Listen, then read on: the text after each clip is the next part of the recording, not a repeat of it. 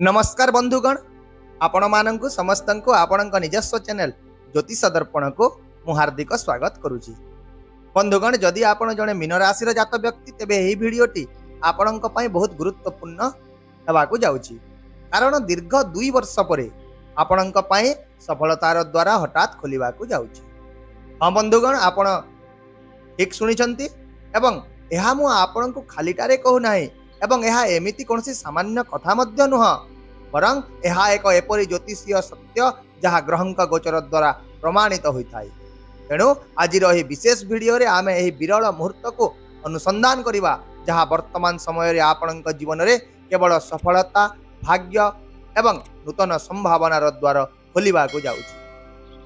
तेबे प्रथमे आसंतु एही समग्र परिवर्तनर मुख्य सूत्रधर ग्रह मंगलंक विषय रे जानिबा। मंगल जे कि 2 वर्ष पूर्वे नवेम्बर 16, 2023 रे जेउ स्थान रे रहितिले सेही समान स्थान रे एबे 27 अक्टोबर 2025 रु 7 डिसेम्बर पर्यंत पुनर्बार गोचर करिवे। यार अर्थ हेउची मंगल ग्रह तांकर मूल स्थिति को फेरी आसीछन्ति एवं एहा पुनी अष्टम राशि बिच्छा राशि रे जहा कि तांकर निजस्व घर। तेणु मंगलंकु एही स्थिति रे अत्यंत शक्तिशाली बोली विवेचना कराजिवो। तथापि मध्य एठी एबे प्रश्न उठुची जे जेते बेले मंगल एते शक्तिशाली होई निज घरे बसिथांती फलाफल कोन रहिथाय। एहार उत्तर हेउची जे एथर फलाफल हठात एवं अप्रत्याशित हेबो। एबे पुनी आपण मते कहिबे हठात काहे कि? एहार मध्य कारण रहिची एवं कारणटी हेउची अष्टम घर बिच्छा राशि। जेहेतु एही राशि को जीवन रे हठात घटुतिबा घटना, रहस्यमय परिवर्तन एवं लुक्कायित शुभ सुयोग को प्रतिनिधित्व करुथुवा भाव रे विवेचना करा जाय।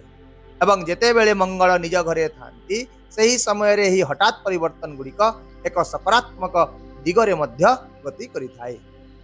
तेणु वर्तमान आपण प्रत्यक्ष भाव रे अनुभव करिवे जे आपणकर असंपूर्ण कार्य गुड़िक समाप्त हेबा आरंभ हेबो किंबा जीवनर गति हठात त्वरान्वित है।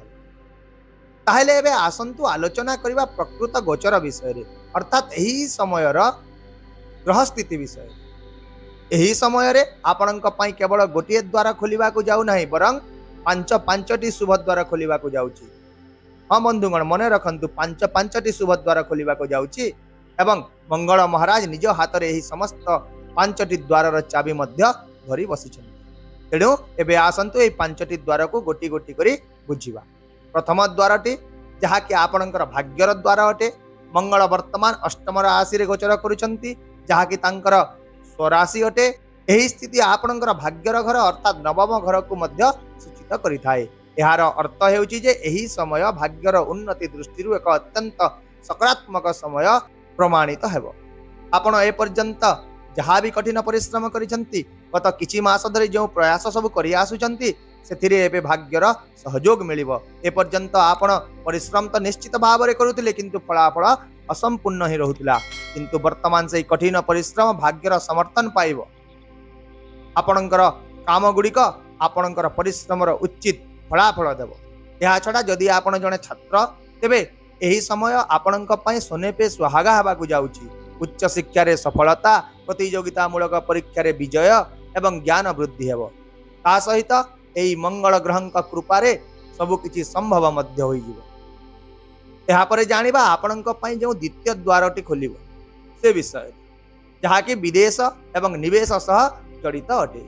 मंगलंकर प्रथम दृष्टिटी हेउची चतुर्थ दृष्टि एवं मने रखंतु एही समग्र 9टी ग्रह मध्यरु मंगल जणे एपरि ग्रह जहांकर कि चतुर्थ दृष्टि रही थाए एवं एही दृष्टिटी तांकु पराशर मुनि प्रदत्त करिसंती।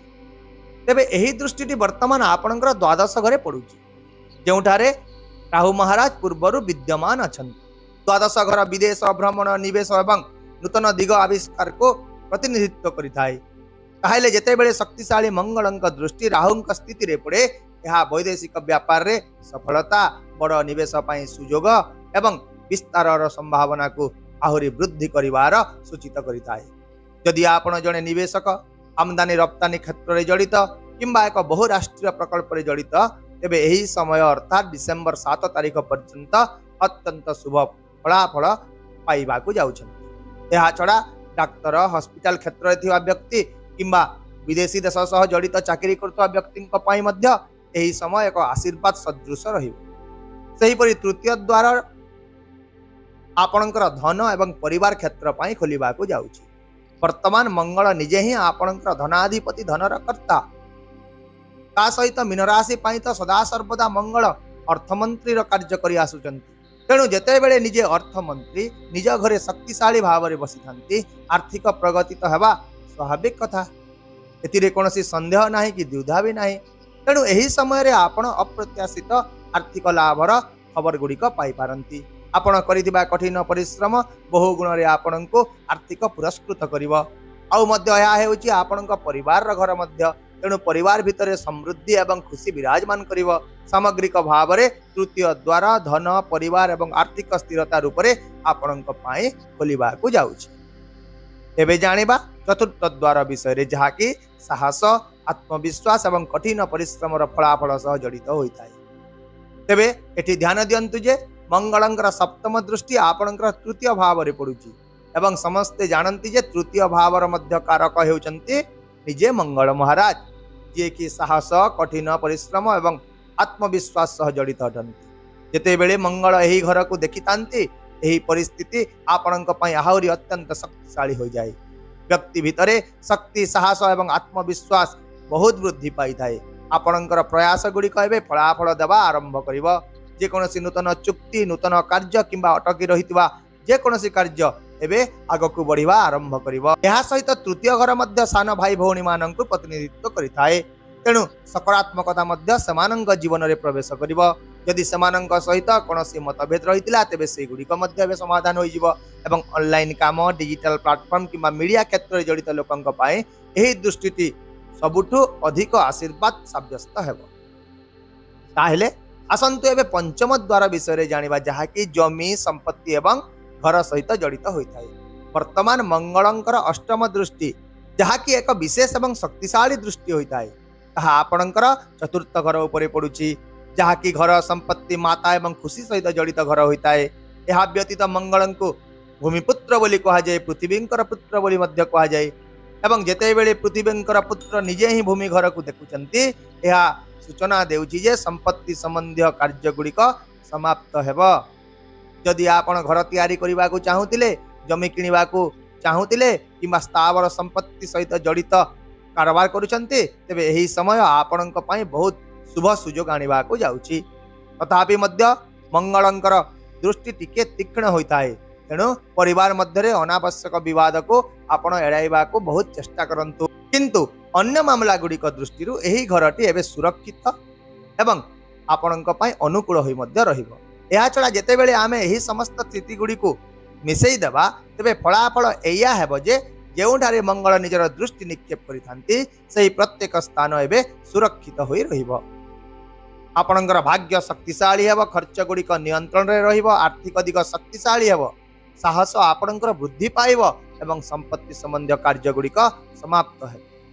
ତା ସହିତ ବନ୍ଧୁଗଣ ଆଉ ମଧ୍ୟ ଗୋଟିଏ ଗୁରୁତ୍ୱପୂର୍ଣ୍ଣ କଥା ରହିଛି, ଯାହାକି ହେଉଛି ବର୍ତ୍ତମାନ ଭାଗ୍ୟର ଗୃହରେ ଭାଗ୍ୟର କର୍ତ୍ତା ମଙ୍ଗଳଙ୍କର ଉପସ୍ଥିତି ଯୋଗୁଁ ଆଗାମୀ ସମୟରେ ମଧ୍ୟ ଭାଗ୍ୟ ଆପଣଙ୍କ ପକ୍ଷରେ ସମ୍ପୂର୍ଣ୍ଣ ଭାବରେ ସକ୍ରିୟ ରହିବ। ଏହା ବ୍ୟତୀତ ଏବେ ଏହି ମଙ୍ଗଳଙ୍କ ଉପରେ ଗୁରୁଙ୍କର ମଧ୍ୟ ଦୃଷ୍ଟି ପଡୁଛି। ମଙ୍ଗଳ ଚତୁର୍ଥ ଘରୁ ପଞ୍ଚମ ଦୃଷ୍ଟି ରୂପରେ ଗୁରୁଙ୍କର ଆଶୀର୍ବାଦ ପାଉଛନ୍ତି, ଅର୍ଥାତ୍ ଗୁରୁଙ୍କର ପଞ୍ଚମ ଦୃଷ୍ଟି ମଙ୍ଗଳଙ୍କ ଉପରେ ପଡୁଛି।